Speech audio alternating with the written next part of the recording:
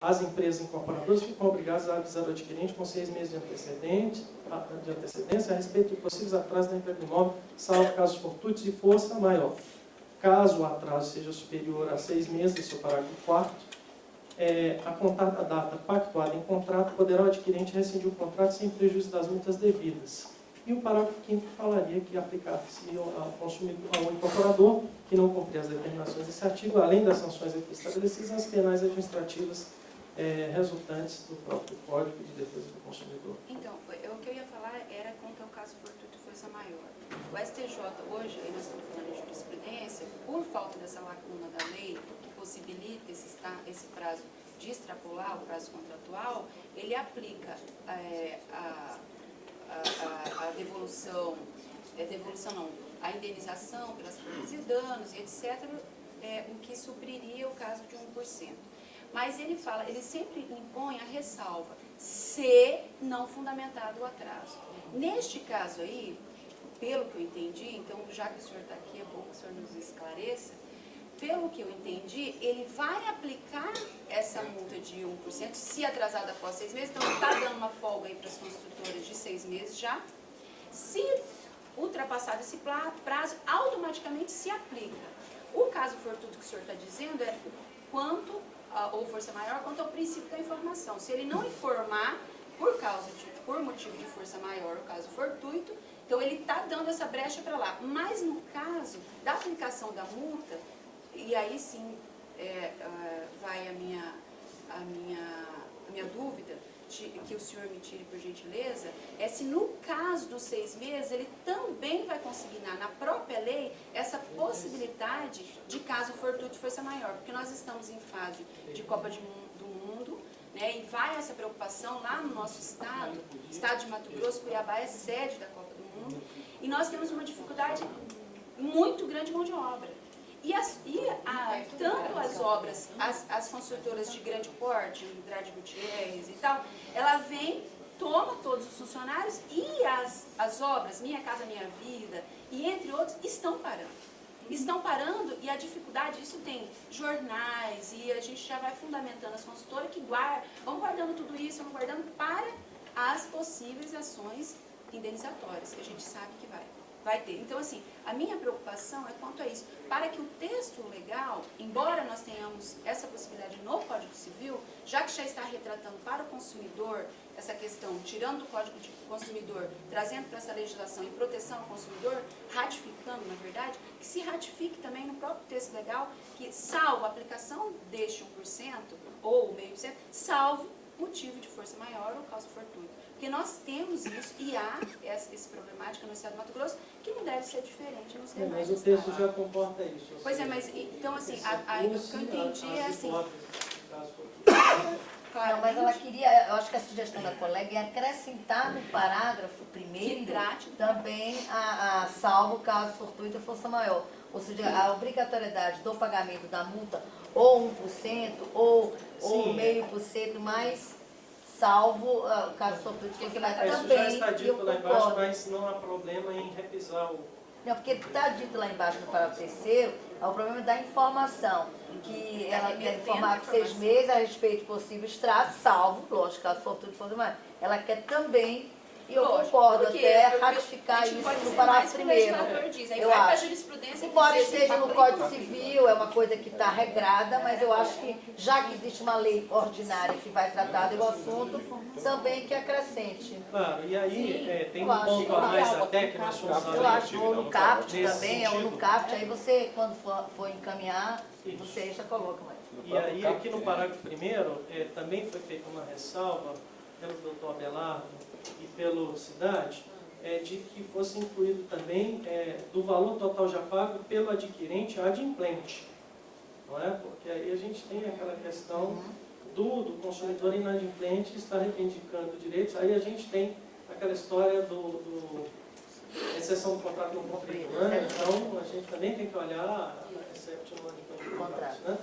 Então, nesse sentido, eu me sinto com alguma liberdade, porque no meio acadêmico essa é a minha matéria de preferência, e depois se a gente fica até nessa principiológica, os colegas me perdoem, mas eu acho que se a gente conseguir trabalhar objetivamente um texto que aborde os princípios hermenêuticos, o próprio julgador vai quebrar um pouco a sua resistência e o Ministério Público. Então, assim, o que eu tento fazer é transversalizar essa estrutura entre vocês e o mercado consumidor, para que se chegue a um meio termo que seja possível de ser votado em comissão, para se evitar que a gente tenha um quasímoto aí e isso venha a ser prejudicial, porque eu sei que tudo aquilo que foge do Estado de maneira impositiva pelo legislador será compensado através de um ajuste no markup dos preços de composição do empreendimento. Então, o markup do preço vai ser atualizado e quem vai pagar a conta no final é o consumidor.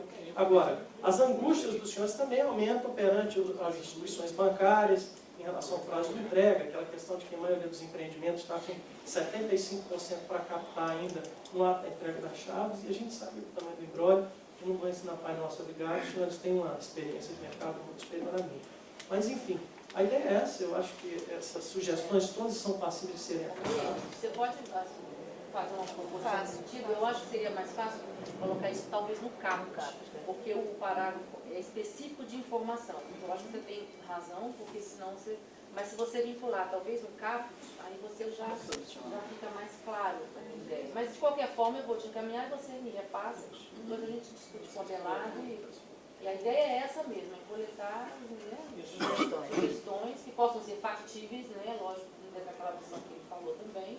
A gente não pode desconsiderar essas contrapartidas para o consumidor, senão não vai andar nesse sentido. Eu estou aqui pelo consumidor sem as paixões calorosas, mas com essa visão objetiva e a visão... Sim, claro. Eu queria perguntar se é possível, se aí nessa lei colocar, em outra dispositiva, a gente colocar duas coisas que entravam aqui. Muitas vezes a construtora termina fisicamente a obra e tem dificuldade de concluí-la legalmente. E, inclusive, na aprovação, o Estatuto da Cidade estabelece um prazo para aprovação do projeto. Está na lei. As prefeituras não cumprem. Isso desorganiza a construtora, né? Faz um planejamento econômico e daqui a 4 meses ele começa a obra. E o seu alvará de construção sai 2 anos depois. 2 anos depois. Isso desestrutura. Calado, deve ser um problema sério, mas é municipal isso, não tem como... Mas o Estatuto da Cidade é federal. Aí a sugestão que eu dou para vocês... Não tem como a gente dar um prazo para... É uma conexão de lei, na verdade. Eu estou só dizendo que não seria possível alguma coisa nesse sentido, das prefeituras cumprir, já pode o Estatuto da Cidade, se colocar alguma coisa, que eles se obrigassem a trabalhar também, para aprovar projeto no prazo, tirar o aviso no prazo. Aí... Como nos cartórios também, fazer com que eles registrassem as coisas devidamente. Porque os cartórios dizem a boca pequena, não é boca pequena, é boca desse tamanho. Você já pagou na entrada do registro, você se dane. Então essa é a lei que eles dizem. Eu já recebi meu dinheiro, o consumidor que se dane. Então você entra com um processo no cartório, ele cria uma dificuldade, falta de funcionário, ignorância dos funcionários, e fica entravando a parte legal da conclusão da obra. Dentro daquela proposição de diálogo, eu faço parte, pelo deputado Purinel, de uma subcomissão especial que está discutindo o Estatuto da Metrópole, certo? Então, existe um caminho, um fórum jurídico, legislativo de discussão, os senhores podem participar ativamente, propositivamente. E nesse fórum, que é a subcomissão especial da Metrópole, que cuida do Estatuto das Metrópoles, ela tem essa possibilidade de os senhores levarem dados técnicos, não para que se faça uma alteração em legislação federal, por conta de uma questão de competência constitucional, competência concorrente, etc. Mas para que o problema seja levado e vocês possam acionar as autoridades competentes e pressionar regionalmente para que essas realidades sejam alteradas. E aí, até aos órgãos de controle externo do Poder Público Federal para atuarem em cima desses núcleos de problema regionais, certo? Existe uma CGU, existem outros órgãos públicos, existe o próprio Ministério Público, e eu acho que os senhores podem levar, porque às vezes fica muito aquela visão de tentar resolver o problema só com o Ministério Público, não é verdade? Ou só no Poder Judiciário. Mas você tem também, principalmente nessas questões que afetam o processo de licenciamento, de monitoramento monitoramento e fiscalização da obra, os excessos e as discricionariedades, quando se torna um problema regional, como eu percebi pelo que foi relatado no Rio Grande do Sul, isso necessita também de uma ação administrativa de controle externo, dentro do próprio ente público, para saber o que está acontecendo, se está sendo violado algum procedimento interno, se não existe um consenso normativo ou um padrão fiscalizatório pré-estabelecido para todos, ou se é só um grupo que resolveu estabelecer um padrão fora da regulamentação municipal, quer dizer, um grupo de pessoas resolveu agir com alta discricionariedade, violando o que é a conduta ética, ou o que seria até a normativa municipal. Isso aí só se resolve quando, com dados estatísticos, com prejuízos econômicos mapeados e monitorados de uma maneira objetiva no relatório, quando isso for colocado ao ministro Jorge Age, da CGU, quando isso for colocado para as autoridades fiscalizatórias, para quem exerce o controle externo do poder público. Aí talvez sim haja um resultado mais efetivo do que qualquer ajuste legal. Não é? Eu só queria rapidamente... Gente, vamos liberar só ele mais tem um compromisso. Com relação, porque foi uma reivindicação de 2, inclusive, com relação... Veja bem, isso é um projeto da lei de alteração da 4591. Eu acho que, do ponto de vista legislativo, aí você vai imaginar, se fazer qualquer tipo de alteração também na lei de registro público, que é a indicação que foi feita pelo colega do Piauí, e ratificar, porque nós não estamos falando aí agora de lei municipal, estamos falando de lei federal. A lei de registro público deveria, enfim, tentar coordenar também a introdução de um artigo, que é uma proposição que você deveria fazer para a Maria Luísa. A situação da Exatamente. bosta, é isso que eu ia falar. Vocês contribuem. Na verdade é o seguinte, como ele falou, tem a entrega física e a entrega jurídica. Às vezes eu estou com uma carta de habites.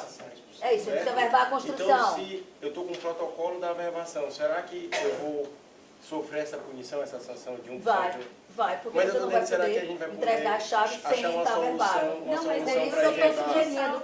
Então, sugiro isso. Posso fazer uma ressalva, né? Posso fazer uma Aí proposição? não incluiria no Posso caso fazer de uma caso proposição para coisa você, maior. né? Não. É uma Hipótese ressalva. alguma. Não. De jeito nenhum. Eu quero fazer uma proposta para vocês aqui. Gente, vamos continuar. Nós temos discutindo, uma dificuldade agora de prazo aqui e nós temos um outro painel que está iniciando na outra comissão sobre o Código Florestal.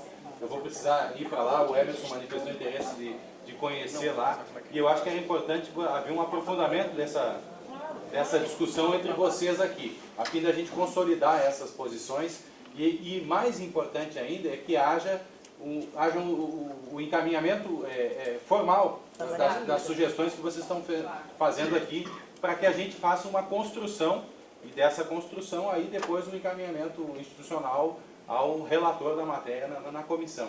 Eu acho que a gente conseguiu aqui trazer uma matéria importante, conseguiu instigá-los aí a participar dessa discussão com toda a efetividade que está sendo demonstrada aqui. E acredito que a gente vai ter êxito ainda nesse encaminhamento e cabe aqui destacar a receptividade e a boa vontade, né, do deputado, do Emerson, quer dizer que acho que foi muito importante a presença dele aqui em todo o evento, ele conseguiu acompanhar, perdeu a solenidade de abertura, né, Emerson? Mas o demais eu acho que ele conseguiu acompanhar, entendeu? E isso certamente tem reflexo nessa relação que a gente estabelece e amplia, né, quando está dentro do Congresso.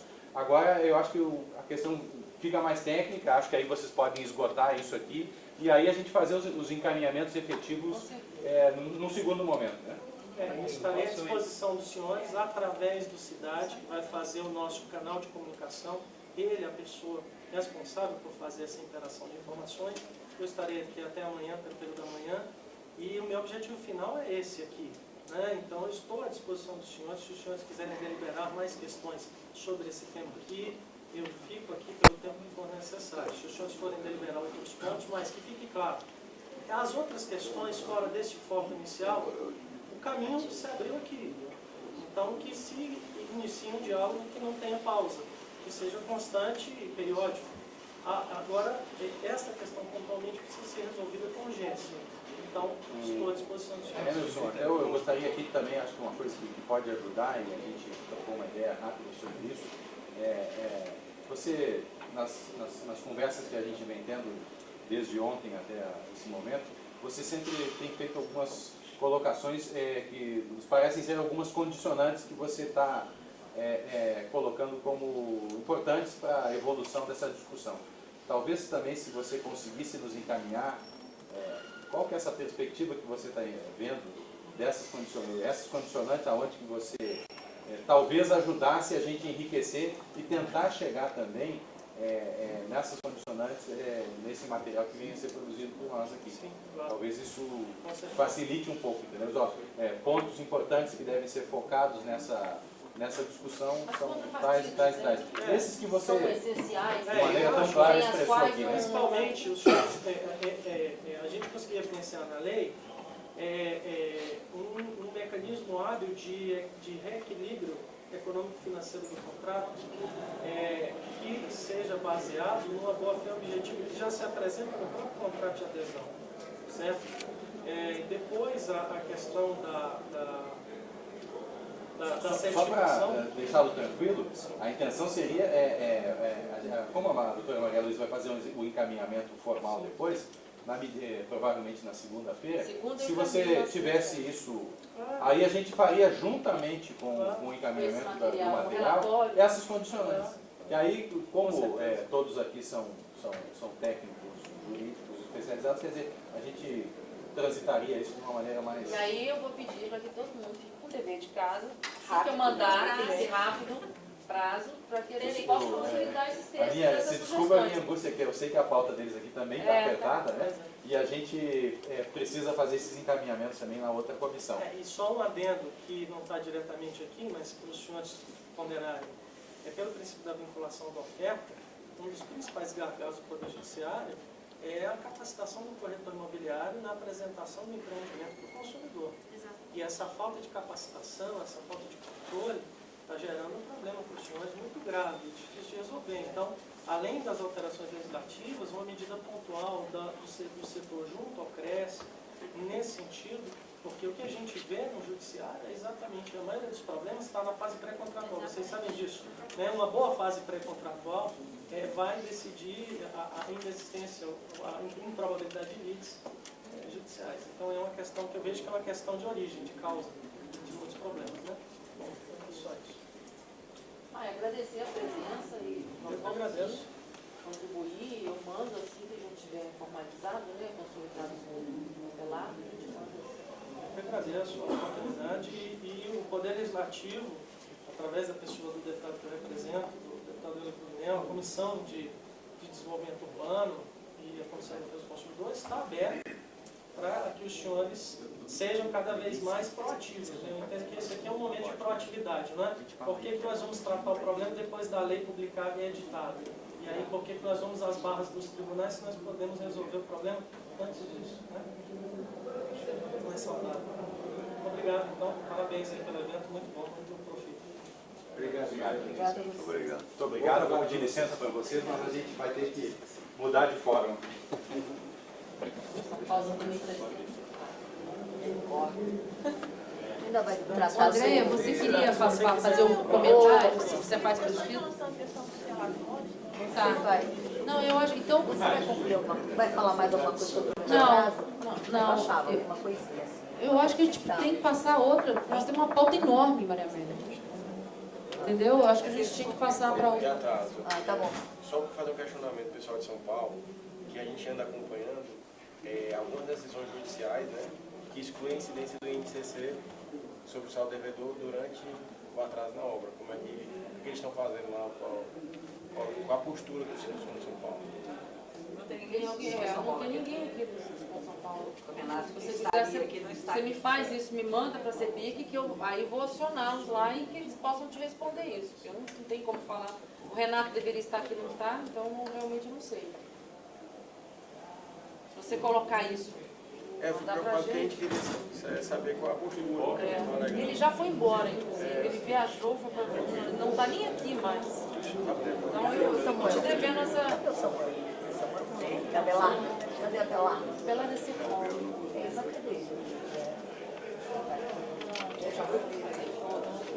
Está com paralelo também na CI.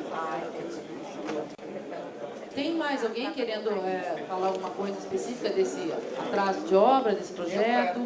Você quer? Vamos. Pois é, eu acho assim, nossa pauta está muito extensa. Nós temos que conformar. Estou vendo o Lira ali, que estava esperando, já tem gente querendo saber a questão do ISS. Ô Lira, eu vou passar então, depois que a gente fechar esse assunto, a palavra para você. Você vai, na verdade, dar uma notícia da posição do Rio, né? Sim. Tá.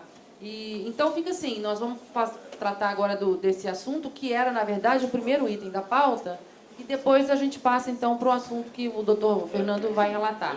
Tá? Então pode falar.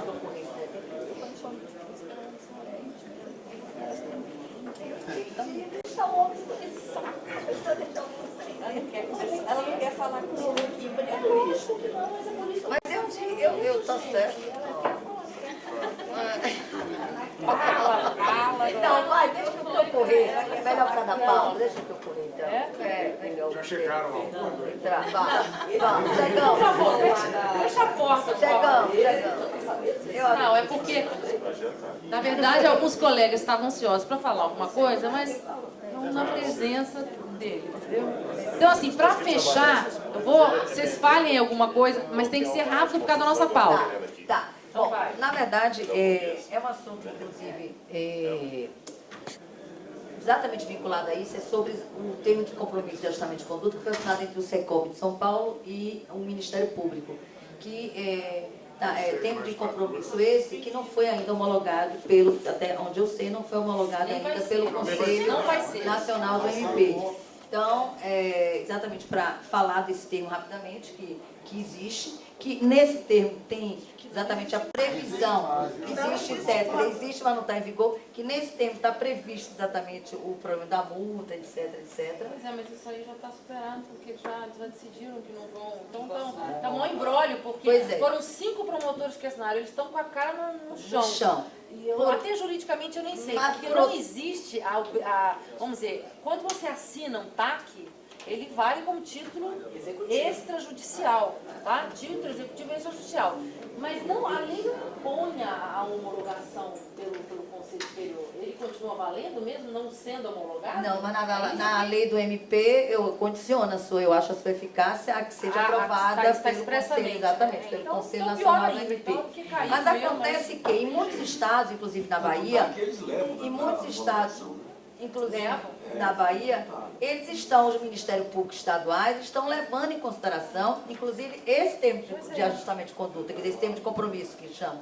Inclusive, eu estou até com um inquérito civil em andamento, através do Ministério Público do Defesa do Consumidor, em que exatamente ele declara a nulidade dessas cláusulas de prorrogação, pede a aplicação de multas, juros, etc. e tal. E eu estou na fase de apresentar as informações que já foram apresentadas. No caso, eu estou como advogada de uma grande corporadora lá. A DEME ainda não entrou, mas ela vai entrar no momento próprio para integrar, no caso, o polo passivo desse inquérito. Mas o promotor, inclusive, já aventou a possibilidade mesmo de prosseguir e entrar com a ação civil pública. Então, é um assunto bastante polêmico, embora eu tenha dito que esse termo de compromisso não está vigendo em São Paulo, mas eles estão se baseando nesse termo de compromisso até para que seja assinado também um termo de ajustamento de conduta com o MP. Mas agora não mais vão se basear. Pode ter certeza. Mas foi a semana passada, e eu já disse, não adianta, eu mandei eles consultarem, não adianta. É isso que eu queria levantar essa questão para que a gente realmente defenda isso, de que não está em vigor, não pode ser fundamento para nenhum outro termo de ajustamento de conduta ou termo de compromisso com algum Ministério Público de outros estados. É nesse sentido que eu queria alertar, inclusive, os colegas. Tem uma notícia aqui da Folha falando assim, o que levou à suspensão foi a cláusula de tolerância que permite o atraso, aí entre aspas. O item é legítimo, somente seria se o consumidor tivesse igual direito de atrasar sem pagar multa, afirma o procurador e conselheiro do Ministério Público, Dora Bussari. Que ótimo. Eu tenho aqui, são mais de 3 ou 4 decisões, mas eu não quis falar nada, mas é do tribunal lá nosso aqui, do Distrito Federal, todas favoráveis, dizendo que não é abusivo. O 180 não é abusivo, porque isso é um contrato privado, ele aceitou, tal, isso aí não tem problema nenhum. O grande problema... sabe, pelo prazo, mais um possível atraso. Mas o grande problema que eu vejo assim, com a jurisprudência no setor, e aqui eu vou falar, né, com a gente, é o seguinte: além dos 180, aí começa, faltou material, faltou mão de obra. Isso, para a jurisprudência, não é considerado caso fortuito ou força maior. Exatamente. Isso é falta de planejamento. Porque Aí caso toma fortuito ferro, e não força tem maior jeito. Não é isso. Não é isso. Então, legal. Não é isso. Então tem que ter cuidado. E aí é que a gente Esse projeto perde. de lei. Esse projeto de lei fala de caso fortuito e força maior. E se você olhar a definição legal de caso fortuito e força maior, não é isso. Aí você fala, não, 180. Mas faltou um material X. Ora, não é jogo, que não é possível. Obra não é caso fortuito. Tem contratos que prevêem 180 e mais um atraso no 180 por caso fortuito ou fosse maior. Nem a falta de averbação também não é caso. Não. E esse projeto, ele resolve só o 180. Mas ele deixa, está no ar, assim. Então, se além desse 180 ocorrer realmente um caso fortuito, realmente, como é que fica? Esse processo aqui, se além do 180 ocorrer realmente um caso fortuito. Terremoto. Mas não está previsto aqui. O prazo de Não é, não. Tem já jurisprudência, gente. Não é, não. Cuidado. Não. Eu acho que No caso agora da Copa do Mundo, gente, é óbvio. Não tem. Esse prazo Essa é a programação. Então não promete 2 anos, promete 3. Todo mundo sabe que vai ter Copa do Mundo 2014. Não é caso fortuito de Caso nenhum. fortuito é Não é natureza, terremoto. Não é caso fortuito. Nem é, todo mundo sabe. Ô, Meire, eu acho assim. Todo mundo sabe que Qual vai o ter exemplo? 2016. 3 exemplos de caso fortuito ou fosse maior. Então, Por favor, para ilustrar, 3 exemplos de caso fortuito deixa ou eu fosse pegar maior. nessa Enchente.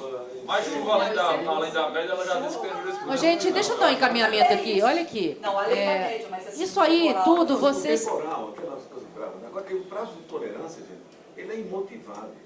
Exatamente. Ele não se confunde com o prazo quando pode decorrer do prazo fortuito ou fosse maior, até porque não está previsto.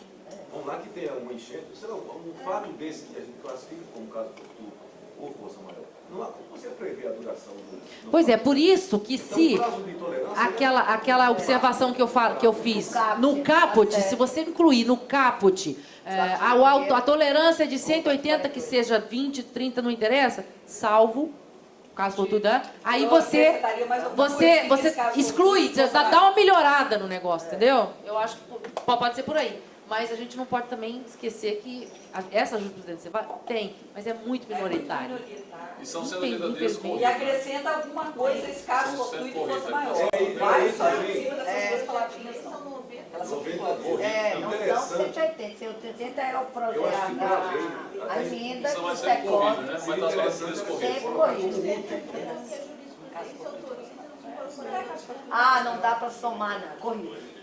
Gente, vocês, o que vocês acham? A gente para, toma um café, retoma e o que vocês...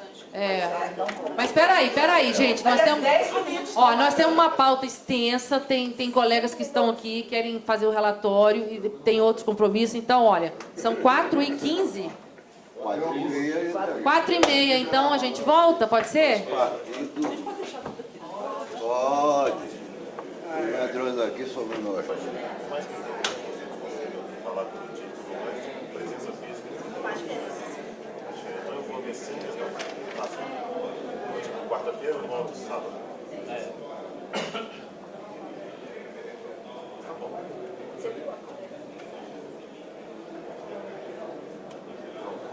Não, isso aí.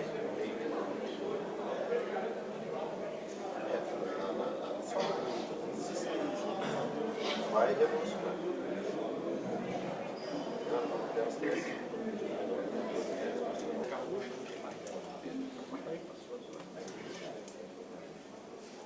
Vamos começar então, dar prosseguimento, depois os colegas vão entrando.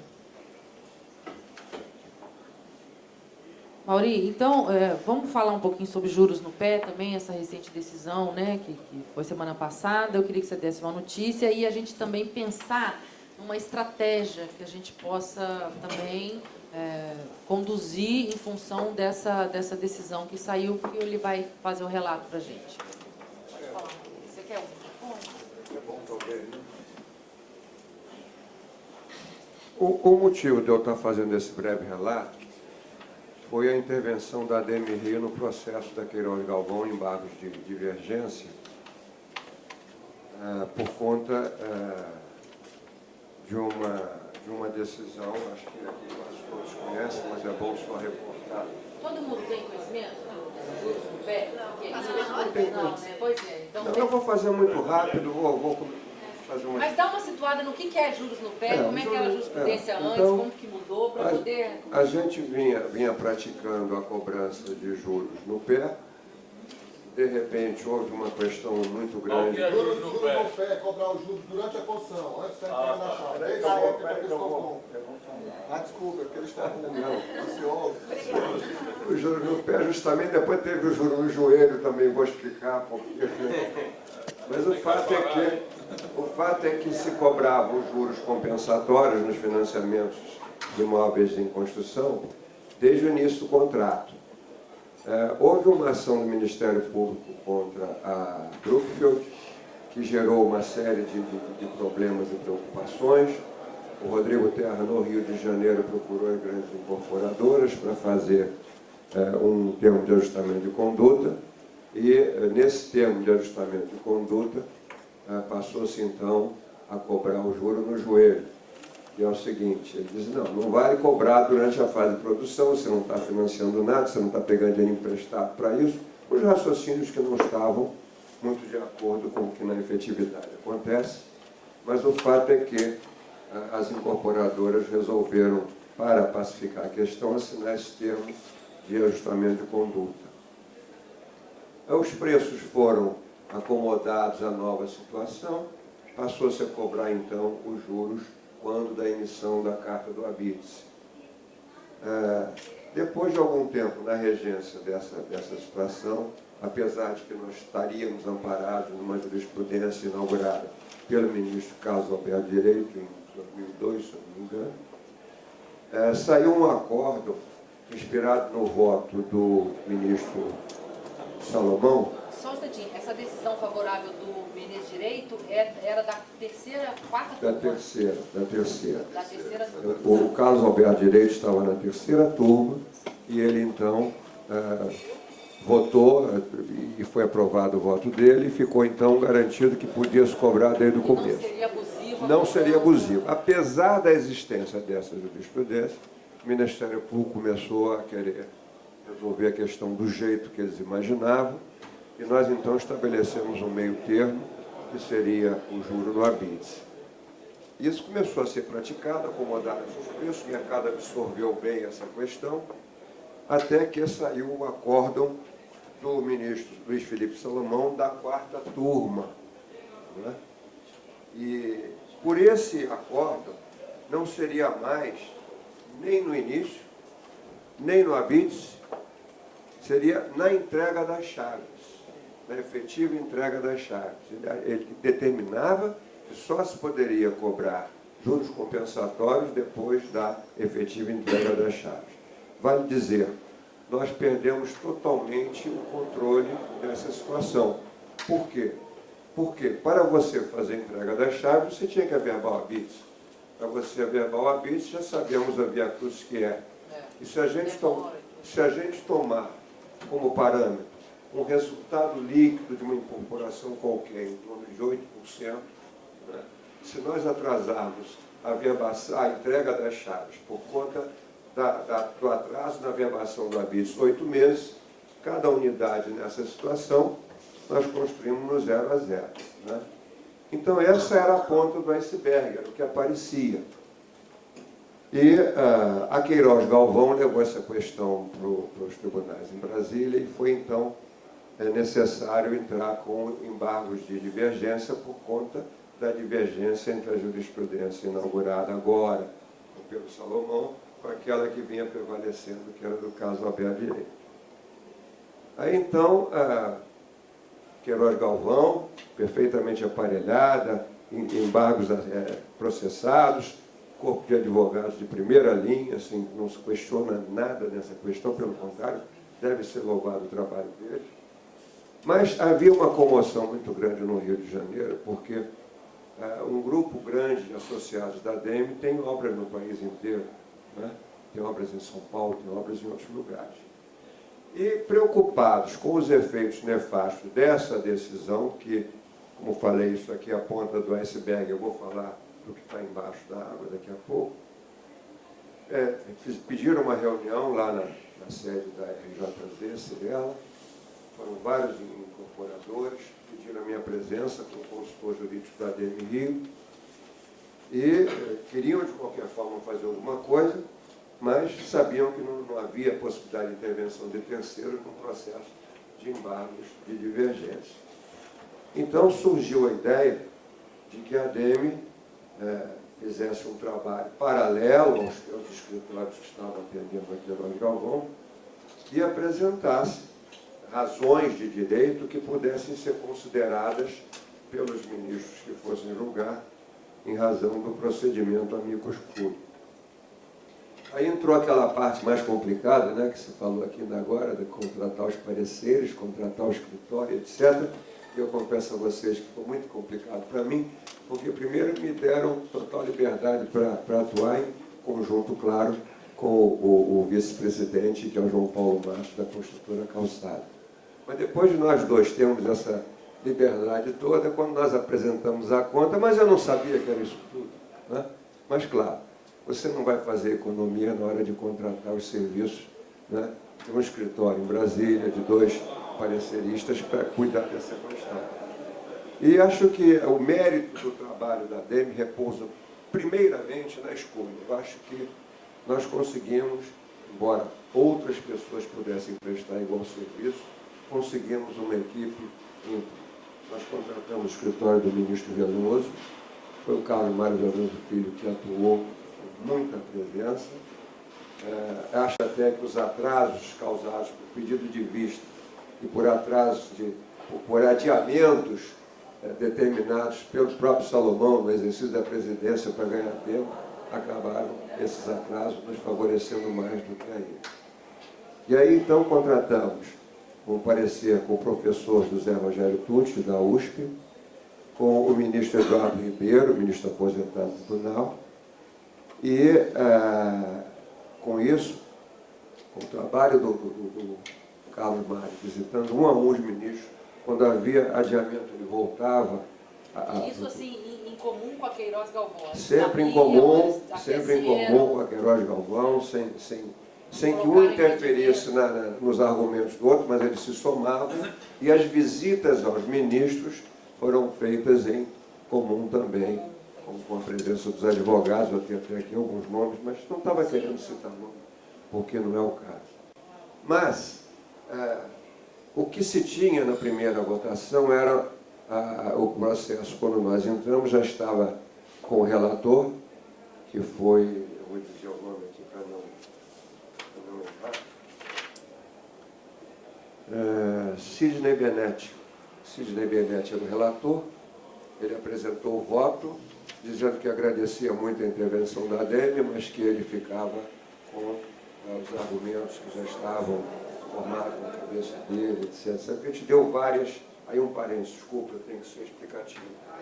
Nós pedimos que um dos pareceres focasse também a possibilidade dos juros do habite, ou da averbação do habite. Porque, se no final das contas houvesse uma votação de empate, uma solução que eles têm adotado agora é o voto de consenso. Então nós teríamos ali do lado uma possibilidade desse consenso, essa foi uma parte da estratégia. E na outra batemos firme na questão de poder voltar ao juro no pé no começo do contrato, porque a base legal para conseguir isso estava em cima dessa circunstância. Ele foi acompanhado pela Nancy Andrighi. Então, nossa estreia lá, eu fui a todos os julgamentos, foi sair de lá com 2-0. Nesse momento, o ministro Antônio Carlos pediu vistas e foi visitado novamente pelo Carlos Mário Veloso, em companhia de um ou dois advogados lá da Queiroz Galvão, se não me engano, um que representa o escritório de Recife lá e outro, um representante do escritório Bermudes. Esse processo foi reincluído em pauta. O ministro Antônio Carlos, a gente já sabia que ele tinha ficado sensível aos argumentos, mas ele não conseguiu votar porque o ministro Salomão, nesse dia, antes de passar a presidência para outro, disse que ele precisava adiar porque ele não ia poder estar no horário do julgamento desse ponto. Então, nós voltamos para o Rio de Janeiro preocupados, mas ganhamos mais um espaço para exposição de motivos e o processo, um mês e pouco depois, voltou à pauta e o ministro Antônio Carlos entregou o voto dele, dando provimento ao recurso da Queiroz Galvão. Com isso ficou 2-1. Foi então pedido vista pelo ministro Sanseverino. E o Sanseverino então levou o processo com vista, nós voltamos de novo para o Rio de Janeiro. E nesse período, desculpa, eu me enganei, o adiamento não, foi assim mesmo. O adiamento foi justamente quando o Sanseverino ia apresentar o voto dele. Eu acho que aí houve alguma tentativa, vou falar claramente, acho que houve alguma tentativa de convencimento do ministro Salomão. E adiante vou explicar por que acho isso. Então ele voltou com um voto redondinho ao estilo Salomão e indeferiu o recurso. Então ficamos, quando nós estávamos com 2-1, ficou 2-2.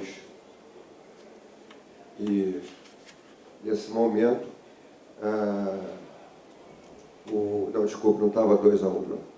No momento em que o Antônio Carlos votou, 2 ministros votaram com ele, né? E foi o Massami Ueda e o Raul Araújo, né? Então, o que acabou foi ficando 3-3. Com o voto do Sanseverino, ficou 3-3. Então, nós tínhamos mais 3 votos pendentes naquela sessão, que era a Galotti e mais 2 ministros, né? O Marco Buzzi e o Vilas Boas Coelho. A ministra Galotti, ela fez uma apresentação de voto muito coerente. Eu vou disponibilizar para vocês todas essas peças principais, vou te passar agora para você poder mandar. E os argumentos são aqueles mesmo de que não há financiamento, não há preço à vista igual a preço a prazo, quem compra pagando à vista tem que ter um diferencial de quem compra a prazo, etc, etc. E deu provimento ao recurso da Queiroz Galvão. Nesse momento, o ministro Salomão, que estava na presidência, ele perdeu um pouco o controle e começou a fazer a defesa de que, contrária ao que a Galotti tinha colocado, que foi até um pouco constrangedor. Foi também acompanhado pela ministra Nancy Andrighi, que dizia, por isso que os poderosos sempre vencem. Isso eu escutei, está gravado lá. Então, o que aconteceu? Ele falou, depois pediu desculpa de ter explodido, etc. E ia continuar quando a Galotti pediu desculpa. Diante da sua manifestação, eu queria acrescentar a minha explicação, que eu votei com a lei. E ponto. Nesse momento, ela foi, então, acompanhada pelo Marco Buzzi e pelo Vilas Boas Coelho, e a votação final foi de 6-3. Bom, isso quer dizer o seguinte, pela notícia, pelo resumo da decisão lá, do resultado do julgamento... Não saiu ainda, né, publicado? Não, só a notícia saiu publicado na resenha deles, mas a gente já tem a notícia do conteúdo e o conteúdo remete de volta aos juros no pé, aos juros no começo do contrato. Pode cobrar juros desde o começo do contrato. O que nós temos, então, de concreto? E aí, é que eu falo para vocês que tem coisas a mais debaixo da água do que a ponta do iceberg. O motivo que nos levou, a DEM-Rio, a entrar nessa questão, não foi o fato só de ter empurrado para o ABITS, a violação do ABITS, ou para a entrega das chaves. É que mesmo aplicando, mesmo cumprindo as condições do TAC que assinaram, as incorporadoras passaram a ter um flanco a descoberto. Ou seja, desde que foi inaugurada a jurisprudência do Salomão, se a cobrança só poderia ser a partir das chaves, toda a cobrança feita desde a emissão da carta do ABITS, na regência do TAC, passou a ser indevida. Então, nós estávamos sujeitos a uma enxurrada, uma série de ações para pedir a devolução das quantias pagas entre o ABITS e a efetiva entrega das chaves. Claro que não valeria, porque nós não haveria má-fé, não haveria descuido, nós estaríamos cumprindo o TAC, mas ainda poderia haver aqueles aventureiros que iam nos acionar para pagar em dobro, devolver em dobro, etc, etc. Bom, ia ser uma coisa muito, muito pesada. Então, esse foi um dos motivos que a DEM resolveu também somar forças. Eu acho que o próprio resultado fala por si. Eu acho que a DEM, nesse caso, teve uma iniciativa boa, agora só falta pagar esses honorários. Então, não, eu não vou rachar a conta com vocês, não. O que pode acontecer é você ligar para mim e dizer assim, doutor Maurício sumiu. Mas, o que eu queria dizer é o seguinte, nós temos agora um grande trabalho de meditação, de acomodação e ver o que é melhor fazer, fora do que aquilo que possam vir a nos impor fazer. Mas já houve uma reunião entre um expressivo número de incorporadoras no Rio e elas estão com a intenção de continuar cumprindo o TAC. Pois é, isso aí, será que é bom? Não sei, mas no primeiro momento é o que elas querem fazer. Continuar cumprindo o TAC. Elas não querem cobrar no pé. Você acha o quê? Que não é bom não cobrar? Não, o problema de não cobrar no pé é o seguinte. Eles querem cobrar no pé. Não, o TAC... O TAC mantém a cobrança. O TAC mantém no ABITS. Então, veja só. Então, já se falou em negociar o TAC, em revisão administrativa do TAC, já se falou muita coisa, mas o que se imagina é continuar cobrando só a partir da emissão da carta do ABITS, ou seja, se não pode cobrar durante a obra naquele conceito antigo que a gente está convalidando, a obra termina com a emissão da carta do ABITS. A carta do ABITS é a certidão de óbito da obra, por assim dizer, não é? Então, continuaríamos cobrando só a partir do ABITS. Não faríamos mudança nenhuma. Aí abrem-se duas coisas. Primeiro, qualquer incorporadora pode entrar no mercado, lançar um preço mais baixo, né? E cobrar os juros todos lá na frente, o cliente vai ver que pagou a mesma coisa, mas na hora de lançar o produto está mais atrativo. Mas isso é o mercado que vai se acomodar. A outra coisa que a gente tem que ver é que mesmo com essa intenção de continuar cumprindo um TAC homologado, um TAC regular, a gente possa vir a ser questionados por conta da transparência, da obrigação de informar, né? Porque há sempre aquela constatação, desconfiança, impressão, o nome que vocês quiserem dar, de que o preço embute juros para que você, só cobrando do ABITS, você está compensando alguma coisa. Mas o fato é que isso aí nós temos que pagar para ver.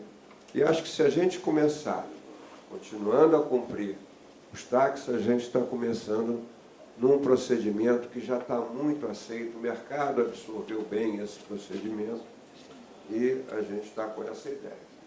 Eu não tenho mais nada a acrescentar para vocês, a não ser também as minhas dúvidas e as minhas preocupações mas isso nós vamos dividindo aí ao longo dos próximos meses. Antes de você falar, esse assunto, eu até tinha falado com ele da estratégia, porque, pelo que me disseram, o Nordeste, quase que inteiro, não assinou TAC algum. Então, o Nordeste inteiro sempre praticou a cobrança no pé, desde lá da USP, né? No Nordeste. Deixa eu falar. Pernambuco é Alagoas. Não, Paraíba também não. Ué, mas me disseram que era o Nordeste inteiro, ninguém tinha saído TAC. Paraíba, a gente tem isso bem pacificado, ninguém nem quer cobrar no pé. Você- A gente acha uma discussão muito mais perigosa, Você que me dá- é partir para negócio de juros simples, juros compostos. E essa juros simples, juros compostos, os Ministérios Públicos não entendem, o PROCON não entende, e juros simples só existe em concurso. E é juros simples, eu estou definindo. Mas aí a gente tem muito mais medo da discussão sobre juros simples ou juros compostos do que na forma de cobrar. E como está pacificado, cobrar após a chave. E juros compostos, como é óbvio, se o cliente não abortou os juros integralmente, ele passa a fazer parte do saldo devedor. Não é por aí. Eu queria dar uma explicação, não é bem do Nordeste, é uma explicação que se refere ao meu estado, Pernambuco. Quando surgiu a questão da cobrança do juros, nós nos reunimos na ADEM, do Estado de Pernambuco, todos os consultores e incorporadores, e resolvemos imputir no preço o valor do juro, certo? Porque esse assunto já foi um assunto extremamente debatido aqui no fórum, né? Anteriormente. E em Pernambuco existia, eu acho que, no máximo 2 construtoras que praticavam o juro. O juro a partir do contrato. Uma delas muito grande lá de Pernambuco, que é a construtora Carrilho, que não figura no polo da ação da Queiroz Galvão, mas é uma das patrocinadoras, uma das financiadoras, porque ela verificou que o passivo dela era uma coisa incomensurável. A gente chama de passivo oculto. Se ela fosse pagar, não tinha a menor condição. Então, com esta decisão, de 6-3, né, que reverteu a decisão da 4ª turma, foi a 2ª secção do STJ. Foi a 2ª sessão que reverteu a decisão da 4ª para a 3ª. Então, nós já auscultamos já a maior parte dos construtores lá de Pernambuco, e eu acho que, com exceção da construtora Carrilho e a outra, que eu não me lembro bem o nome, a grande maioria das construtoras preferem continuar como elas já vinham praticando. Uma vez que o mercado já acomodou-se, o mercado já aceitou, então são poucos construtores que têm interesse em modificar o sistema da cobrança, certo? A não ser essa que estavam pendentes, que viviam sempre apreensivas, com a faca no pescoço. Mas o sentimento lá, pelo menos em Pernambuco, no centro-nordeste, é que acho que vamos continuar a praticar a venda como nós vimos praticando antes. Mas então, na verdade, o Nordeste, quem que assinou esse TAC? Nós não assinamos TAC. Pois é, então. Eu acho que no Nordeste acho que Bahia também não assinou TAC. No Nordeste acho que ninguém assinou TAC, não. Como é que vocês estão no Rio de Janeiro? Nós partimos de uma reunião na ADEM em que resolvemos vender com juro embutido. Nós não assinamos nenhum TAC, nem tampouco a própria construtora Carrilho assinou nenhum TAC. Ela resolveu correr o risco. Deixa eu fazer aqui, ó, Cássio. Sabe o que é? É que, apesar de não terem assinado o TAC, eles passaram a agir em consonância com os procedimentos dos TAC. Embutindo no preço. E o mercado é uma coisa que a gente tem que respeitar. Né? Da mesma forma que o dinheiro só vai para onde ele é bem tratado, não é o caso? O mercado também precisa ser tratado com cuidado. E se nós mudarmos agora, nós podemos ter alguns resultados, provocar algumas coisas, até aquela história que está debaixo do tapete, que não vale a pena. Então, eu acho que o comportamento mais maduro a nível de política empresarial, de prática empresarial, seria continuarmos praticando essa forma de cobrar os juros compensatórios a partir da emissão da carta no ABITS. A única coisa que me preocupa, e eu fechei a minha fala um pouco, eu não pensei que tivesse fechado, né? É a questão de, se vier algum consumerista começar a criar problema quanto a essa questão de que ou o preço ou os juros estão explicitados ou eles estão embutidos. Nós estamos fazendo as duas coisas. Tem uma parte embutida e uma parte coisa. Será que teremos que também, nas nossas escrituras, hein, Maria Amélia, continuar mudando a nossa escritura para explicitar também que tanto é tanto? Eu acho que não precisamos chegar a essa questão. Não é? Eu acho que podemos, então, continuar fazendo esse processo de cobrar os juros compensatórios na emissão da carta do ABITS. Já nos livramos aí das questões de averbação de ABITS, etc. E vamos ver como é que o mercado continua. Com certeza. Você vai disponibilizar esse material para que depois possa, para quem quiser encaminhar? Eu tenho aqui, você tem como passar para algum? Tenho pendrive. Está até com ele.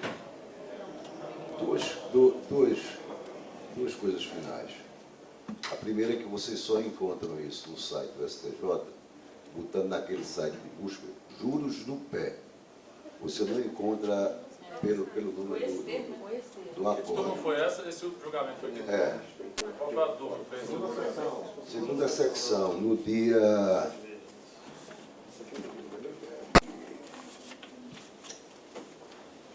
13/6. Julgamento de 13/6. É bem recente. E, Maria Luísa, por uma questão de justiça, não o fórum, mas eu pessoalmente participei do fórum, discuti muito isso e me coloquei radicalmente contra essa tese dos juros. Eu queria fazer uma meia-culpa, principalmente a um colega meu, colega nosso, que não mais está aqui, que ele do fórum era o único que defendia, Manuel Ericiano. Então, eu estou aqui de público fazendo meia-culpa e reconhecendo que ele, de fato, tinha razão. Ok. Bom, então o Maurinho vai disponibilizar esse material aí, eu passo para... Se todo mundo assinou a lista ali de presença, botou o e-mail, então eu passo para vocês esse material. E é isso, esse motivo dessa notícia e dessa provocação é para a gente pensar, porque tem muita gente, vamos manter isso, ou algumas pessoas já me perguntam, então a gente tem que denunciar administrativo, você mesmo, né, Andréia? Lá no Distrito Federal, você mesmo estava falando, né? Será que a gente vai denunciar o TAC administrativamente, esperar o que eles vão falar? Então, isso aí é uma dúvida que está mesmo na cabeça. Agora, eu acho que realmente o mercado é sábio, a gente está cedo, nem saiu ainda o inteiro teor disso aí, eu acho que a gente tem que ter um pouco de calma e avaliar as coisas. Maria Luísa, lá no DF, o mercado, as entidades optaram por aguardar. Aguardar, né? Continuar do jeito que está e aguardar para verificar. Então, É uma posição, acho que unânime, né? Todo mundo aguardar. Eu acho que é. Como está, e acho A que... forma de cobrar o juros não tem sido questionada, não, né? Nenhuma dessas ações, né? Ninguém tem que falar sobre isso, não. Né? Não, o que nós Se é estamos juros simples, discutindo os compostos é aí está superado, né? não. Tudo bem. Superadíssimo. Eu acho que a gente vai no dia a dia, na prática diária, na prática de lançamentos até, a gente vai consolidar essa posição. Ou ela é boa, ou por algum motivo nós vamos ter que variar. Né? Ok. Então, podemos passar para... No DF, é vedada a utilização de juros compostos. A tabela Price, o TJDF só aceita a utilização da tabela Price se houver nela a diferenciação da sistemática, incluindo juros simples. Então, lá no DF, é dessa forma. A questão da tabela Price, nessa discussão, ela é além de jurídica, ela é uma questão matemática. A tabela Price, ela é juros compostos. A questão isso já é classificado nesse sentido. A questão que está muito esperada é que, de fato, sim, pode cobrar. Existem, em Goiás está... Sim, em Goiás está dividido o tribunal. Parte entende que a tabela Price é legal, aliás, o financiamento tudo é tabela Price. Então, parte do tribunal entende que sim, parte que não. Então, em primeira instância, normalmente, o julgador já vai entender que vai ter a reforma mesmo da decisão dele. Então, ele concede, aí chega no tribunal, parte reforma, parte não, mas se superar, não está não. No DF, o tribunal do DF já fechou a questão. Juros incidentes só podem incidir na modalidade de juros simples. E a tabela price só pode ser utilizada se alterar a sua sistemática, porque ela não nasceu do Mas qual que é o sistema de amortização, então? Porque a decisão, ela entende que os juros compostos é ilegal pela súmula do STF lá, mas não informa qual é o tipo de amortização. Tem que ser aquela até no máximo 12% ao ano. Não, isso já está superado. Não, gente, quer dizer o seguinte, eu não sei se está superado ou não está superado. Porque eu estou dizendo o seguinte, no Distrito Federal, o Distrito Federal já fechou questão, no sentido que os juros só podem incidir de forma simples. As consultoras, especialmente, elas falam tribunal? O quê? O TJDF. Ah, então, porque o STJ é esse. Não, mas assim, o que nós estamos falando aqui? A Maria Amélia disse, não, lá está pacificado que cabe juros compensatórios. O que eu disse? No TJDF não está pacificado. No TJDF está pacificado o contrário. E só pode cobrar juros simples. E quando utiliza a tabela price, que eles dizem que a utilização da tabela price não pressupõe a prática de juros compensatórios, aí o adquirente deve fazer juros compostos, o adquirente deve fazer uma prova pericial,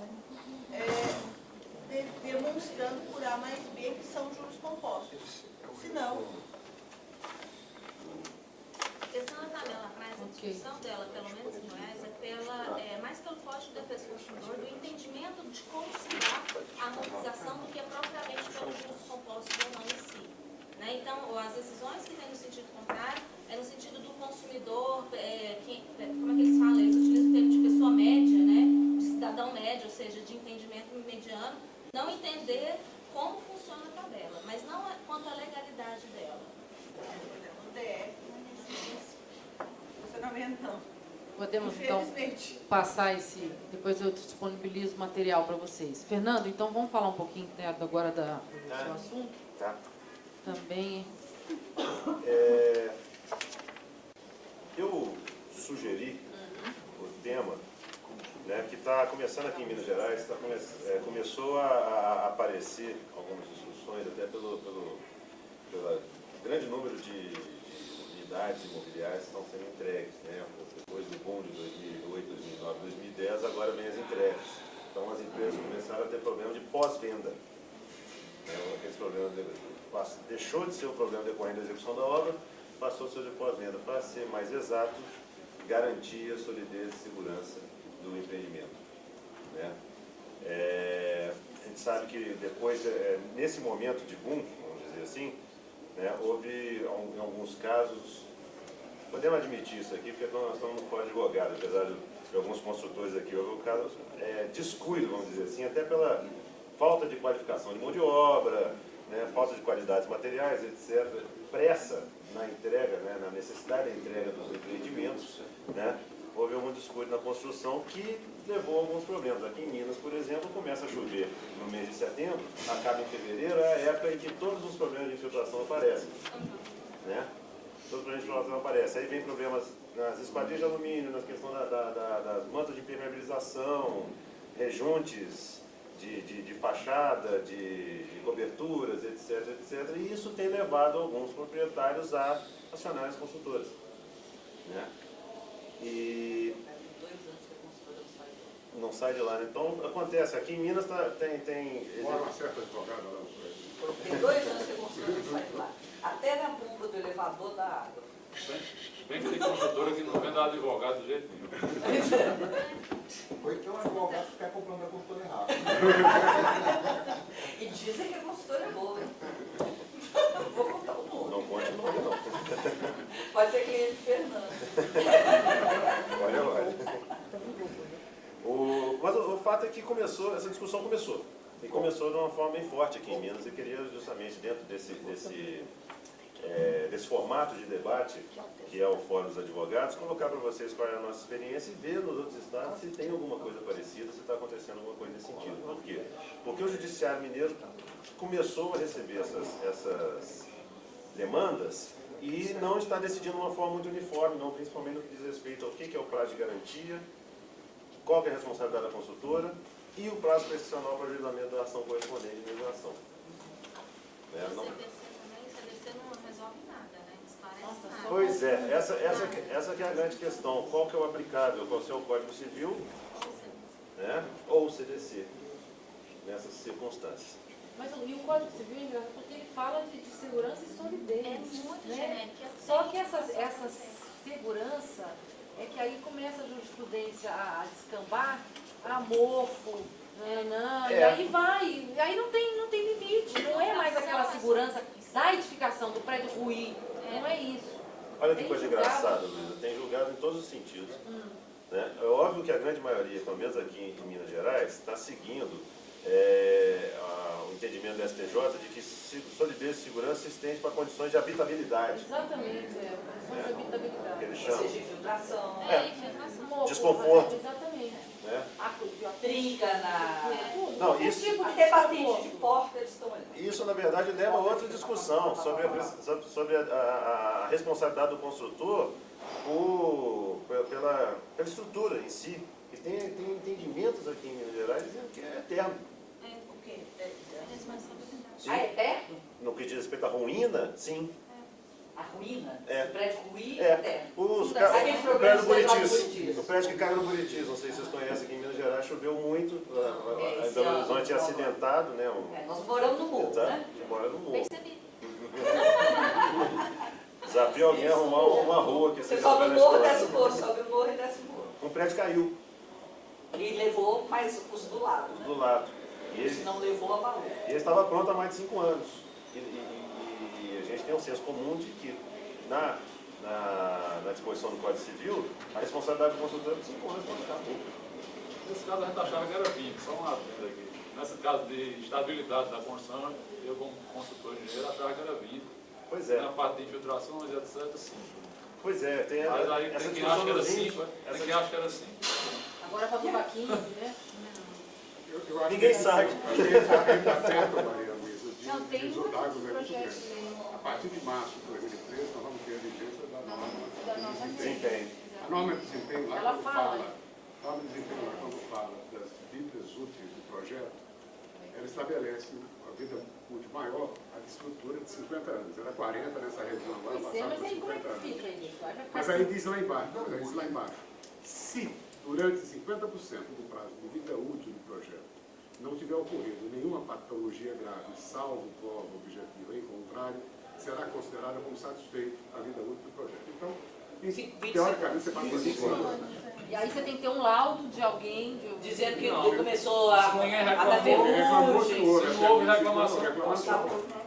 Então você, com antes Mas de isso 25 você anos, tem deve vida fazer um útil, laudo. você tem vida útil do projeto por diversos sistemas. Então, é só para a estrutura que é 25, para os outros é menos ainda. O síndico é Você tem 25 diversos anos, passa sistemas. mal. A norma de desempenho tem os 6 sistemas. Então, cada sistema tem o seu prazo de garantia. Então, se 50% daquele vida útil do projeto, daquela vida útil do projeto prevista para aquele sistema, é que você pode acionar. Aí eu queria, já dentro desse assunto, apesar de dentro desse formato de debate, eu queria colocar para vocês isso. Né? O Judiciário não consegue entender a aplicação das normas da NBR 5674, né, que fala justamente da garantia da manutenção. O sistema de manutenção é o que, inclusive, fundamenta o Manual Garantias, que de Minas Gerais, esse aqui. A norma de desempenho remete para a norma de manutenção. De manutenção, exatamente. Que isso aqui, nós estamos fazendo um trabalho aqui no Sinuscom de Minas para transformar esse Manual Garantias, de fato, em parte do contrato. Não só por causa do Código de Defesa do Consumidor, mas também para que isso se reflita na responsabilidade do construtor no pós-venda. Né? Só que aqui no Manual Garantias, que vem da NBR, né, da ABNT, ele traz prazos menores do que os 5 anos de solidez e segurança previstos no Código Civil, para alguns itens da edificação. Pintura, por exemplo, não tem como ser 5 anos, então não é pintura externa, que é sujeita a intempérie, chuva, sol, poeira, etc, etc. Né? Só que em Minas, o Judiciário tem uma enorme dificuldade de entender isso. Que cada equipamento, ou cada item da construção, ele tem a necessidade de uma manutenção preventiva, né? E, mesmo com a manutenção preventiva, a vida útil dele é inferior a definido no Código Civil. Então, ou seja, quando eles estenderam o conceito de solidez e segurança para falar de questões de conforto e habitabilidade, eles se esqueceram de que, né, a pintura, ela mancha, resseca, chove, bate sol, né, tudo mais. Então, eu não sei se vocês estão passando isso nos estados de vocês, mas aqui começou, até porque nós temos alguns advogados aqui, né, o que vive na televisão, jornal e tudo mais, que a única coisa que ele faz é ir contra a consultora na vida dele. Né? E ele está batendo muito nessa questão de garantias. Inclusive, para vocês terem uma ideia, ele contratou engenheiros. Né? Ele contratou engenheiros e ele vende para os adquirentes dos imóveis os chamados laudos cautelares. Ele procura, ele faz pesquisa em cartório para saber quando saiu a pizza. É impressionante. Ele faz pesquisa em cartório para saber quando saiu a pizza, vê quem está perto dos 5 anos. Eles estão mandando matar isso daí. Não sei pegar a experiência. O cara que faz isso, não. Com esse soldado aí, é Não, mas ele sempre fez isso. Olha, está sendo gravado aqui, tá? Você vai falar isso. Apaga isso aí. Ele tem feito isso, ele tem feito a pesquisa e tem vendido os chamados laudos cautelares. O que é isso? É sensacional isso. Né? Ele tem vendido, ele vai no prédio, bate na loja, O prédio está lá sossegado, está próximo dos 5 anos, ele que chega alertando os 5, laudo, vendendo laudo, tudo. Puxa vida. Aí faz o laudo e notifica a consultora. Por quê? Porque aí vem a questão do prazo. E já tem um laudo cautelar padrão? Tem. Ele sabe onde vai, ele sabe onde ir atrás. Exato. E sai no checklist e a consultora tem que fazer Exatamente, exatamente. E é tudo. E é tudo. O legal é que é tudo. Ele vai em cima dos pontos escritos, ele sabe onde Não, ele vai vai entregar. é tudo. Eu vou ligar para ele. Dá um telefone para ela. Não sei quem é. Você não sabe quem é. Deixa eu dar uma notícia boa do meu TJDF, que né, O problema é que a consultora é cliente. que eu falei dos juros, o pessoal deve estar achando que lá no TJDF só tem índio julgando, mas não é não, lá tem gente boa também. O TJDF, há uns 5 anos para cá, vem uma enxurrada desse tipo de ação. Está próximo aos 5 anos, eles entram com ação pedindo tudo mais um pouco, obrigação de fazer, ressarcimento, indenização, e é uma miscelânea de ações perto dos 5 anos. E graças a Deus, o nosso TJ, tanto a primeira instância quanto a segunda instância, vem entendendo o seguinte, que quando da entrega do condomínio, através do memorial do manual do síndico, desculpe que hoje eu estou me porque eu estou meio culpa da doutora. O sol foi quente ontem, né?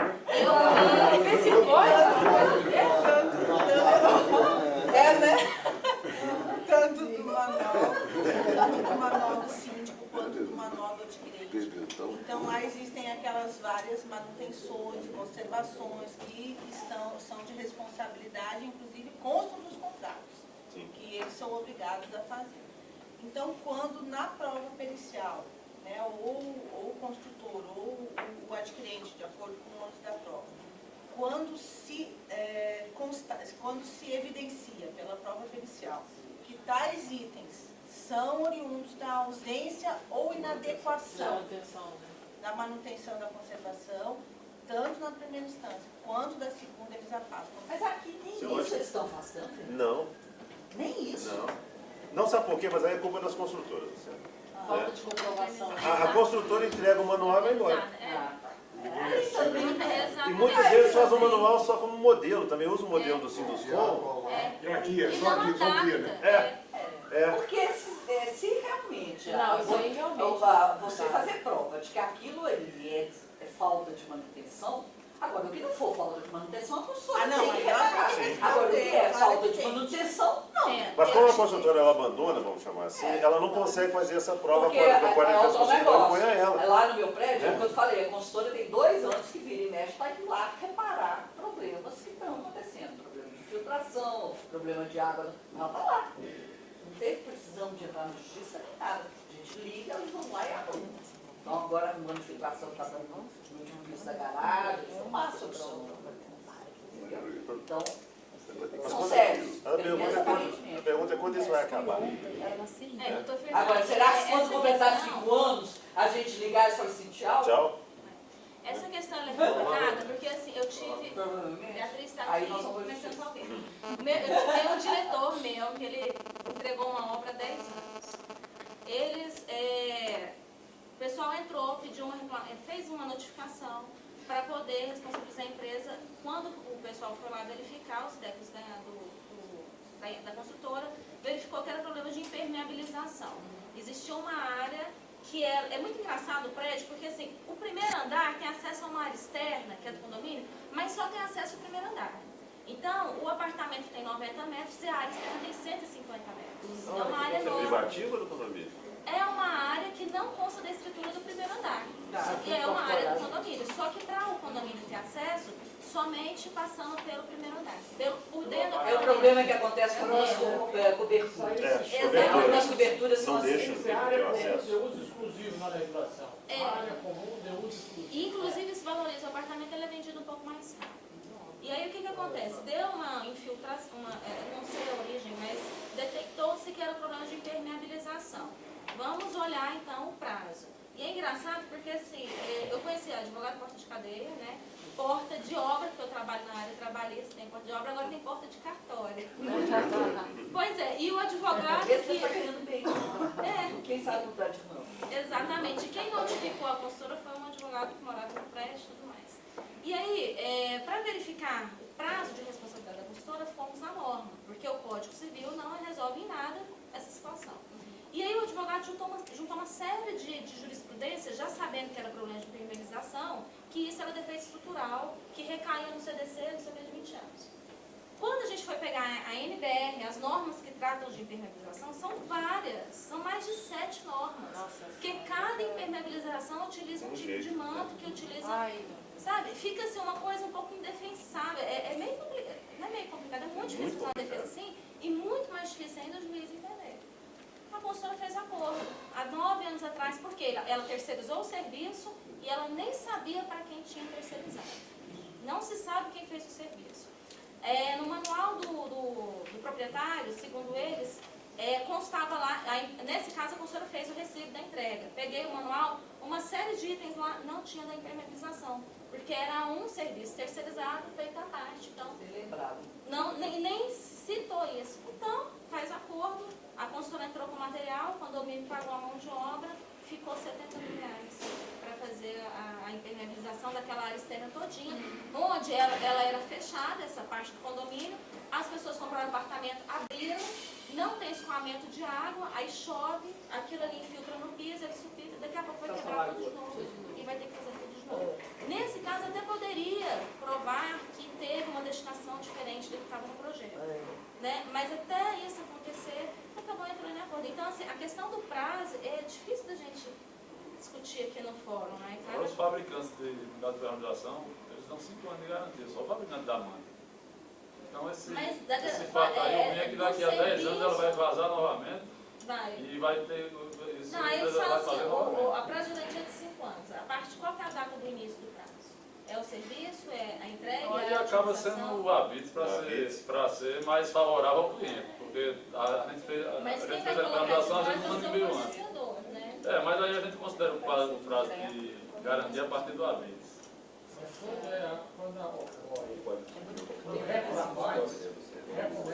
Começa a surpresa, eu estou dizendo. Esse artigo no Código Civil, todo mundo fala se artigo é revogado. Não é Não. O que tu tem entregou o serviço, salvo se tu comprovar que houve dano oriundo da má execução daquele último que você consegue. Esse artigo do Código Civil, você pode falar, isso foi revogado. Inclusive, esses dias eu peguei no parecer, não sei onde cita esse artigo, que fala que quando o incorporador ou quando alguém for fazer os reparos que deflui daí no novo prazo, ele foi revogado. Revogado? E há muito tempo, não é de hoje não. Ela quer dizer que não inicia a contar o prazo novamente. Salvo se tu não demonstrar, a prescrição, salvo se tu demonstrar que este isso refeito. Agora, só uma observação. Existe nessas questões todas a garantia e a responsabilidade. Nós tivemos um caso de Fortaleza, um determinado prédio entregue. Os condomínios começaram a reclamar da impermeabilização do banheiro. Com um ano já tinha reclamação. Ele, em vez de consertar direito, ele rejuntava. Falando que ele resolvia por um período de 2 meses, 3 meses, 6 meses, e vazava de novo. 1 ano e meio, reclamação. 1 ano, 2 anos, o pessoal foi reclamando e guardando as comunicações. Quando passou dos 5 anos, foram reclamar, não tem nada a ver com isso, passou dos 5 anos. Mas o pessoal foi à justiça e comprovou que aquilo era um erro, desde a origem, comprovou com aquilo ali que era um erro de origem. E já que tinha sido feito seguidamente, nunca tinha sido resolvido. Solucionado o problema. Aí a justiça mandou que eles fizessem todo dia consertar as coisas. Não, mas aí tá certo, porque a origem é Isso é interessante que você falou, porque é o seguinte, essa questão do rejunte, por exemplo, ela é item de manutenção da norma de garantia. Seria de responsabilidade do proprietário. Mas no caso, o problema não era no rejunte, foi um paliativo. Mas ele tem que reforçar o rejunte de qualquer forma. Não é rejunte. O rejunte não é um produto de impermeabilização, entendeu? Não sei. Mas aí não voltar ele explicou, foi a impermeabilização do banheiro que foi o problema. O rejunte, de fato, se ele está novo, ele não deixa passar. Mas ele vai desgastar. Né? Não era para ser por ele. Mas a norma fala que tem a manutenção do rejunte também. Mas a impermeabilização não é rejunte. Mas aí não identificaria a impermeabilização se ele fizesse, o problema da impermeabilização se ele fizesse a manutenção no tempo da norma. Não teria afetado. Aí é o engenheiro. Olha que loucura. Impermeabilização não é rejunte. Mas é isso que eu Rejunte é estético, impermeabilização é outra coisa. Não, tudo bem, mas para efeitos. Impermeabilização é embaixo. Ele fala como advogado. Eu estou dizendo, não fala como engenheiro, é impermeabilização. Sim, mas... Se o rejunte tivesse perfeito, não teria afetado. Não teria. Ele quer dizer o seguinte, se a adquirente tivesse cumprido a parte dele, não teria afetado lá. Mas acontece que impermeabilização não é assim, impermeabilização é embaixo, da cerâmica. Não, mas não teria um caso. Mas vamos lá, como engenheiro, se o rejunte tivesse na manutenção todo ano e reforçar, chegava a impermeabilização? Mas não é impermeabilização. Chegava ou não chegava? Não, mas não é dessa forma, porque senão não precisava fazer impermeabilização. O que ele está querendo dizer para você é o seguinte, no meu manual de garantia diz o seguinte, eu tenho que fazer a verificação do rejunte a cada 2 anos. Isso. Antes disso, já começou a dar problema de impermeabilização. Aí tudo bem. Não, esse é o caso, esse é disso. Aí o que é que o consultor fez? Em vez de resolver logo o problema da origem, ele só reforçou o rejunte. Aí voltou a parar. Isso foi inclusive comprovado por perícia. Isso. Esse é o ponto. Tudo bem. Na verdade, a posição que eu coloquei, né, talvez de forma equivocada, era usar esse exemplo, mas se fosse o contrário. Mesmo que a impermeabilização tivesse problema, né, mas o que aí eu vou... por causa da outra, da omissão do proprietário na manutenção, poderia ser da problema. Mas eu vou fazer o contraponto. O rejunte, na verdade, mesmo mal feito, não era para dar problema na impermeabilização. Tá? Mesmo que ele não fizesse, mesmo dizendo, a cada 2 anos tu tem que fazer, na realidade, a verificação no rejunte. Mesmo que ele deixasse passar, em vez de 2 anos, ele deixasse 3 anos, 4 anos, aquela água, se a impermeabilização fosse bem feita, não ia dar. Negócio mais complicado, Por isso é que eu ainda bem que eu não sou engenheiro. Vocês também. E a gente fazer engenharia. Mas isso é importante a gente ter isso em mente, por quê? Porque acontece aqui em Minas, sim, eu falei, fazer meia-culpa. Não, aí eu vou explicar, e aí eu vou sugerir, entendeu, Matheus, para a gente tentar se colocar, fazer um seminário, onde a gente traga alguns engenheiros, que sejam inclusive peritos, para dar alguns esclarecimentos para os advogados. E quando ele diz que é eterno, é exatamente isso, o exemplo que vocês deram aí, em termos de estrutura. Existe a norma em que você diz, na verdade, qual é o comprimento que tem que ter da armadura para que aquilo tenha durabilidade de 40 anos. Tá? Então, numa área, por exemplo, que tem a maresia mais agressiva, aquele comprimento tem que ser de 4 centímetros. Aí o consultor não fez só de 2. O problema só vai acontecer, mesmo ele deixando com 2, com 20 anos. Então, se com 20 anos eu detectar que era para ele ter deixado o comprimento de 4, ele só deixou de 2, ele vai ser responsabilizado. Não, porque o vício é de a gente estava origem. comentando aqui. E o vício oculto? Aí a gente chama de ad eterno. Porque se isso acontecer com 50 anos e eu mostrar que ele não atendeu a norma na época, não, é vício. É aquele que eu chamo de vício oculto, né? Foi aparecer daqui a 5 anos da Edu apareceu e esse é um vício oculto. E o código diz que só a partir do momento que você conhece que você começa tem a 6 meses para poder Assim, mas aí são as excepcionalidades, né? Mas é por isso que eu tenho lugar da... O vício aparente 5 anos. Agora, essa MBR aí, você acha que vai... Por isso que esse negócio de ficar economizando muito na construção. Gente, vamos falar aqui. E é aquilo que eu coloquei, existe garantia e existe responsabilidade. São um pouco distintos um do outro. Garantia você não precisa dizer nada, é responsabilidade você não provar. E agora vai ter um complicador com essa norma aí, você vai ter garantia, responsabilidade e vida útil. São 3 conceitos jurídicos completamente distintos. Entendeu? E desempenho. Então, assim, mas o que eu acho que o juiz, que não entende nada e fica perdido nisso aí, eu acho que ele vai se pegar na norma técnica. E é com ela, porque ele vai ter um parâmetro objetivo, concreto, de dizer. E ele vai se pegar nessa norma. Definições. Pois é, não sei. E tem uma questão quanto a isso também. Mas as definições lá são 50 anos e nossos prazos aqui são muito menores. Então vai criar um... definição, Maria Luísa, porque é vida útil do projeto. Pois é, lá tem essas definições. Tem tudo. Você cita, não, mas está definido o que é o que é o que. O problema é quando não tem definição e a coisa fica em aberto. E aí é na cabeça de cada um. E tem uma questão interessante também, gente, que é o seguinte, que já existem julgados, estou aqui com o do Tribunal de Justiça de São Paulo, né, que exime a responsabilidade da construtora quando há erro de projeto. E eu já vi de Minas também aqui, eximindo a responsabilidade da construtora e imputando a responsabilidade ao engenheiro projetista. Do erro. Isso, inclusive, entre aspas, contra o Código de Defesa do Consumidor, né, que o fornecedor responde por todo mundo e ele que se resolva. Né? Mas é a segunda que eu vejo, uma daqui e uma de São Paulo, né, em que, porque as construtoras aqui estão tentando responsabilizar terceiros, inclusive engenheiros. Está tentando responsabilizar o fornecedor, chama o fornecedor a lead, né, quando é o caso. Tem um da Sangoban aqui interessante. E no caso do engenheiro, do fornecedor não está conseguindo não por causa do Código de Defesa do Consumidor. Você que escolheu comprar aquela cerâmica, você que responda por isso. Se a cerâmica Eu falha. faço um adendo de engenheiro. Muita gente ao contratar, quer contratar por preço. Em vez de contratar o competente, que está cobrando mais caro, contrata o incompetente, que está pagando um precinho baratinho. Então, o construtor ele tem certa responsabilidade pelo projeto, porque ele contratou mal. Então, ele contratou mal.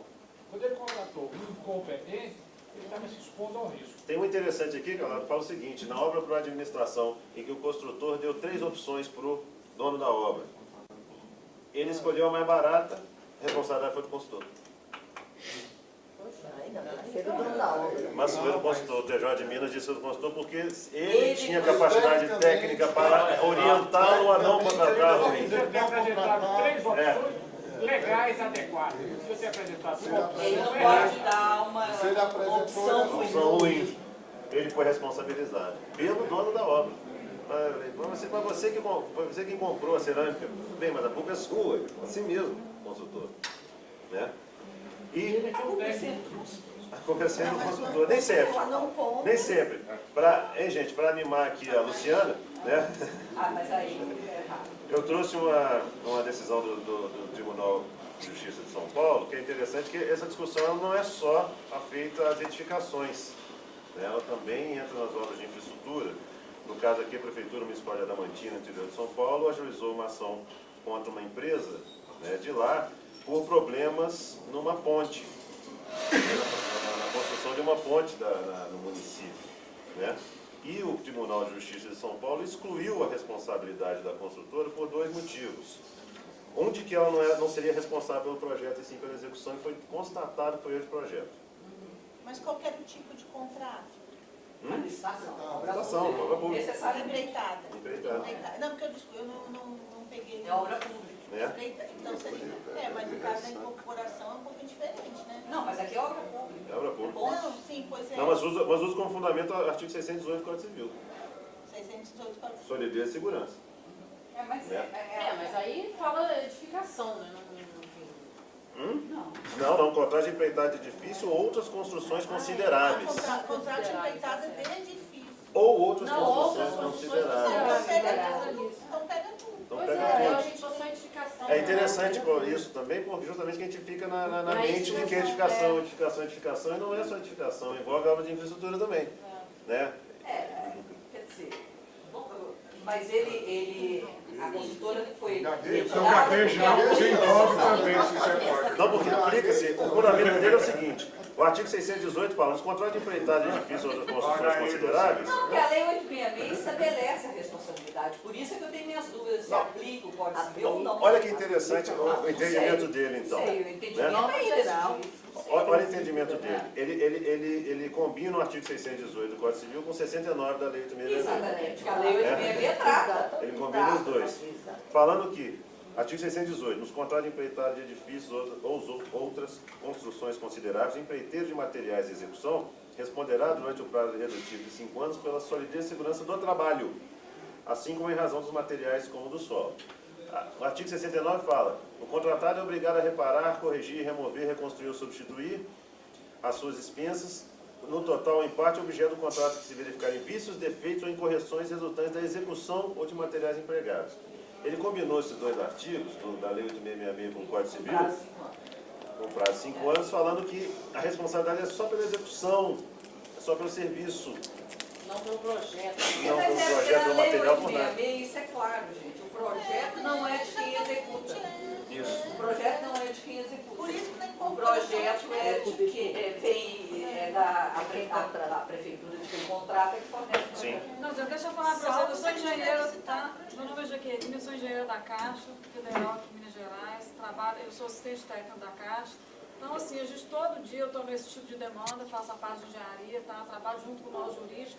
Então, assim, a primeira pergunta que se faz, então, assim, junto ao CREA, quando tem uma obra, o engenheiro assina uma RT, uma anotação de responsabilidade técnica. Então, você assina para projetos específicos, tá? Então, você tem um RT de projeto elétrico, você tem de estrutura, você tem cada um separado e tem RT de execução da obra, tá? Então, dependendo do tipo de serviço, se eu tive um problema na obra, se eu tive um vício construtivo de projeto, então, assim, vai atrás do projetista.